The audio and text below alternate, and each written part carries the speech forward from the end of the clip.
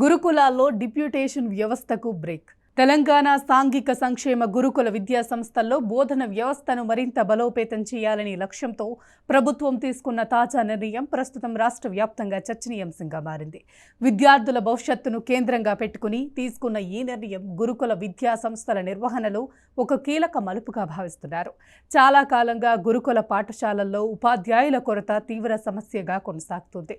ఒకవైపు తరగతి గదుల్లో బోధనకు అవసరమైన టీచర్లు సరిపోక విద్యార్థులు ఇబ్బందులు పడుతుండగా, మరోవైపు కొందరు టీచింగ్ సిబ్బంది హెడ్ ఆఫీస్తో పాటు ఇతర విభాగాల్లో డిప్యూటేషన్ పేరుతో సుదీర్ఘకాలంగా విధులు నిర్వహిస్తున్న పరిస్థితి నెలకొంది. ఈ అంశం పలు ఉపాధ్యాయ సంఘాలు, ఉద్యోగ సంఘాలు, అలాగే విద్యా సంస్థలలో పనిచేస్తున్న పలువురు టీచింగ్ సిబ్బంది దృష్టికి రావడంతో వారు ఈ సమస్యను సంక్షేమ శాఖ మంత్రి అడ్లూరి లక్ష్మణ్ కుమార్ గారి దృష్టికి తీసుకెళ్లారు. విద్యార్థుల ప్రయోజనాలను అత్యంత ప్రాధాన్యంగా పరిగణించిన మంత్రి పరిస్థితిని సమగ్రంగా సమీక్షించి తరగతి గదుల్లోనే బోధన సిబ్బంది అందుబాటులో ఉండేలా చర్యలు తీసుకోవాలని స్పష్టమైన ఆదేశాలు జారీ చేశారు. ఈ ఆదేశాల మేరకు తెలంగాణ సాంఘిక సంక్షేమ గురుకుల విద్యా సంస్థల కార్యదర్శి శారదా గారు గురువారం ఉత్తర్వులు జారీ చేస్తూ హెచ్డి ఆఫీస్ మరియు ఇతర విభాగాల్లో డిప్యూటేషన్పై పనిచేస్తున్న టీచింగ్ స్టాఫ్ డిప్యూటేషన్లను రద్దు చేశారు. ఈ ఉత్తర్వుల ప్రకారం వివిధ టీచింగ్ హోదాల్లో పనిచేస్తున్న సుమారు 16 మంది సిబ్బందిని తిరిగి వారి పూర్వపు విద్యా సంస్థలకు పంపించే నిర్ణయం తీసుకున్నారు. ఇది కేవలం పరిపాలనా నిర్ణయం మాత్రమే కాదు, విద్యార్థుల భవిష్యత్తుపై ప్రభుత్వ నిబద్ధతను తెలియజేసే చర్యగా భావించాలి. ఎందుకంటే గురుకుల విద్యా సంస్థల లక్ష్యం సామాజికంగా వెనుకబడిన వర్గాల విద్యార్థులకు నాణ్యమైన విద్యను అందించడం. అలాంటి విద్యా సంస్థల్లో ఉపాధ్యాయుల కొరత ఉండటం అనేది విద్యార్థుల అభ్యాసంపై నేరుగా ప్రభావం చూపుతుంది. ఒక ఉపాధ్యాయుడు లేకపోతే అది కేవలం ఒక ఖాళీ పోస్ట్ కాదు, అది ఒక తరగతి వెనుకబడటానికి, ఒక విద్యార్థి సందేహం తీరకపోవటానికి, ఒక ఫలితం తగ్గిపోవటానికి కారణమవుతుంది.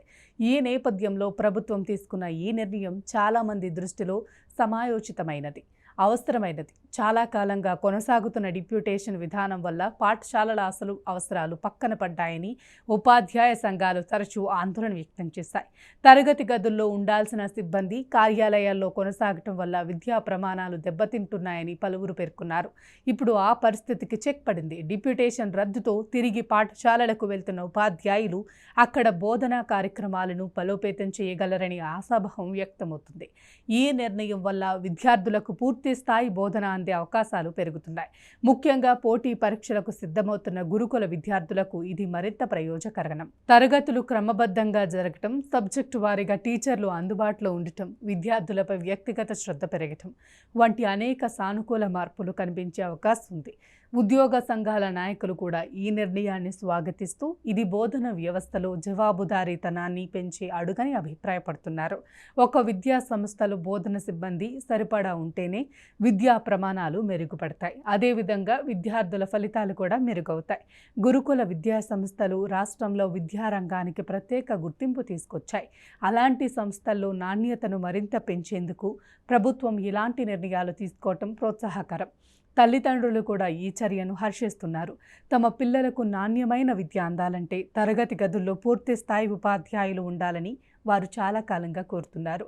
ఇప్పుడు ప్రభుత్వం తీసుకున్న ఈ నిర్ణయం ఆ ఆశలకు బలం చేకూర్చింది. విద్యార్థులు కూడా ఉపాధ్యాయులు తిరిగి తమ పాఠశాలలకు రావటం వల్ల బోధన మరింత మెరుగవుతుందని ఆశతో ఉన్నారు. ముఖ్యంగా గ్రామీణ మరియు వెనుకబడిన ప్రాంతాల నుంచి వచ్చే విద్యార్థులకు గురుకుల విద్యా సంస్థలే ప్రధాన ఆశ్రయం. అలాంటి విద్యార్థుల భవిష్యత్తును దృష్టిలో ఉంచుకుని ప్రభుత్వం తీసుకున్న ఈ నిర్ణయం ఎంతో ప్రాధాన్యమైనది. ఇది కేవలం 16 మంది సిబ్బంది బదిలీ కాదు, ఇది విద్యార్థుల విద్యా హక్కును పరిరక్షించే చర్య. దీర్ఘకాలంగా కొనసాగుతున్న వ్యవస్థలో లోపాలను సరిదిద్దే ప్రయత్నం. విద్యార్థుల భవిష్యత్తు విషయంలో ఎలాంటి రాజీ ఉండదని ప్రభుత్వం ఇచ్చిన స్పష్టమైన సందేశం. మంత్రి అడ్లూరి లక్ష్మణ్ కుమార్ తీసుకున్న ఈ నిర్ణయం ద్వారా విద్యార్థుల ప్రయోజనాలే ప్రభుత్వానికి ప్రధానమని మరోసారి స్పష్టమైంది.